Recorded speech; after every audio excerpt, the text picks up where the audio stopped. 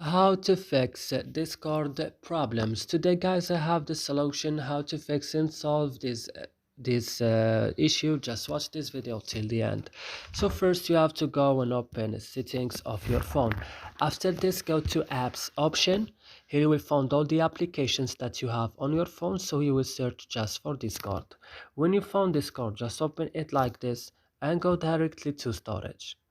And on storage, go now to clear data, click OK and go back and click on force stop and click OK. Don't forget the last thing is going to Play Store and updating your Discord again. And that's it. I hope this video is helpful for you. Do not forget to like, also subscribing in our channel. See you in another video.